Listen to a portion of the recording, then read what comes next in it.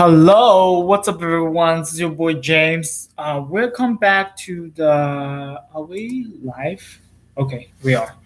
Welcome back to the Reading with James show, episode 54. It's been a while I shooting the Reading with James, and it's been busy. Obviously, that's my excuse. But today we're just gonna keep going with the team first. I don't know if it's still new book since I started from last year, but his book, Tribe of Mentor, and I think it's an awesome book because it's just give you a whole bunch of different tools, and every episode he interviewed one person, and I feel like he had his whole interview things on his podcast, and he has his book.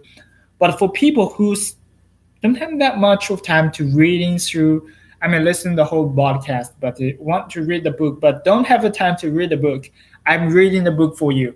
So today the person he interviewed is Anna Marioko, and this may come as a strange advice for someone who's majored in electric engineer and got a PhD in math modeling and computer security. But I can tell students I encountered to spend the remainder of their time in college fill their mind with the best of the humanity the school has to offer. Okay, so humanity, right? So Anna Marie Cole is like a partner at the Floodgate, a venture capital firm specializing micro-cap investment in startup. She has been called the most powerful woman in the startup by the Forbes and the lecturer of the entrepreneurship of Stanford. The children of the rock scientists and NASA, and is the Palo Alto native, has been steeped in the technology startup since she has been a teenager. Prior to the co-founder of Floodgate, she worked at the Charles River Venture and McKinsey and Company. Some of the Ant's investments including Lyft, wow, Iridish, Shell Marine Refinery 29, Chloe and Albury, Macromedia, Winnower, TaskRabbit, and the ModCloth. Okay, first question team asked the end. How has a failure or apparent failure set you apart from the later success? Do you have any favorite failure of yourselves? As the 12 years old, I stand at the stage next to my brother, who confidently pointed out to me and announced, "This is Anne Merriera.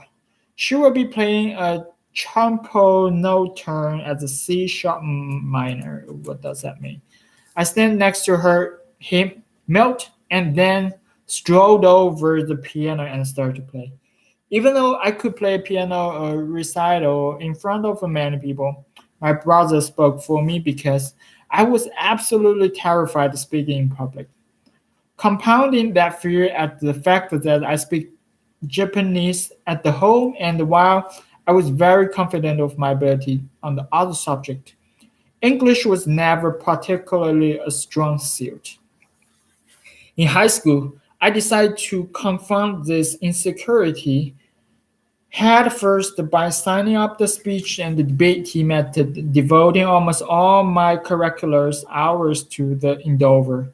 2 years since, finally up my sophomore year in the high school, my parents pointed out that this experiment has been a miserable failure. While other teammates had racked off trophies and accolades, I had the losing record and not much else to show for the time I had put in. My parents rightfully considered that I had put all my eggs in a very sad and empty basket, suggested gently that I change a course starting junior year. Perhaps the fencing? My mom suggests, what is fancy? Clearly unwanted of my complete lack of the athletic skill. I heard that if you're good at fencing, you can get into great college. Good choice. Well, their intentions were sounding. My parents didn't take into account that I absolutely loved debate. I loved the competition. I loved the constructing arguments. I loved the preparation. I love everything about it, and my losing record had yet the dampened my endure for it. I begged for the summer to figure out the new approach. While my mother labeled me as a stumbler, I spent the entire summer between my sophomore and the junior year of high school holed up at the local library researching next year's potential debate topic. I doubt or even trumped by the effort I have previously put in the reading philosophy books, sociology texts, journal articles, literally everything I can get my hands on. I promised my parents I have to quit debate if I cannot place the first two tournaments of the year. Placing the first two. Oh, didn't place. That summer, I was absolutely gifted to me. I learned more about myself, how I might find success than anything moment while I have actually experienced in a traditional measure of success.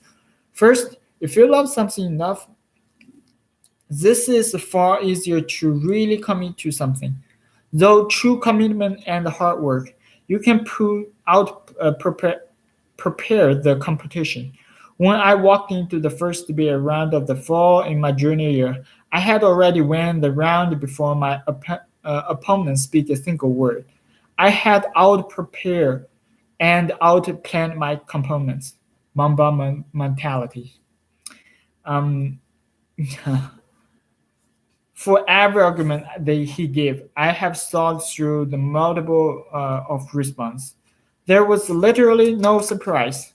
Second, I learned that I long know my personal capabilities better than anyone else.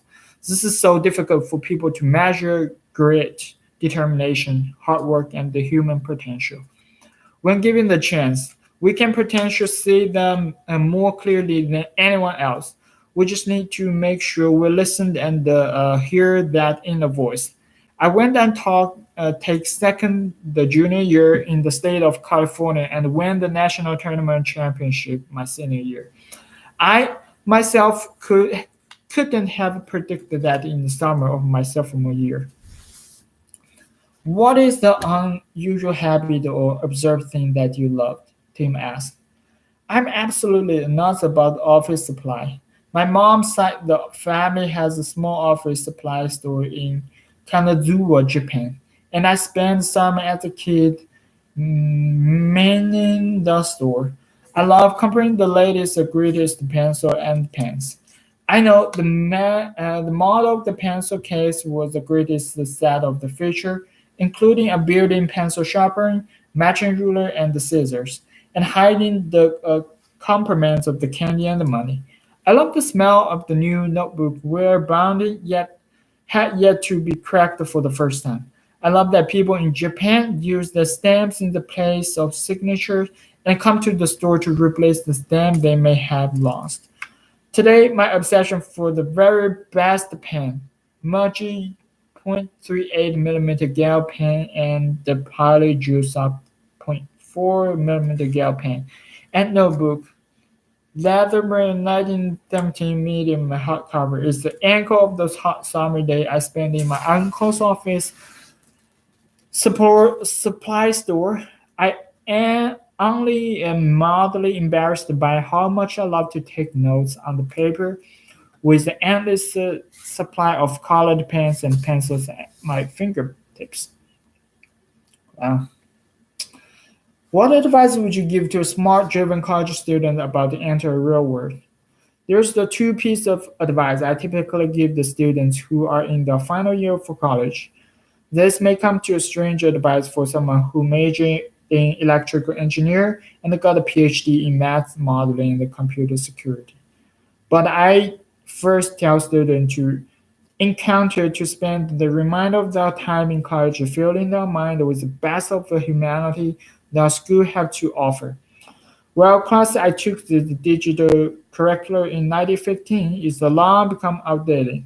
The time-based lessons of the fundamental human nature, John Locke's, Thomas Hobbes, the rise of dimes and the Great Society and the inspirational examples set the real-life hero, Alexander Hamilton, founding the literature and the history class I took, once I draw upon even to this day.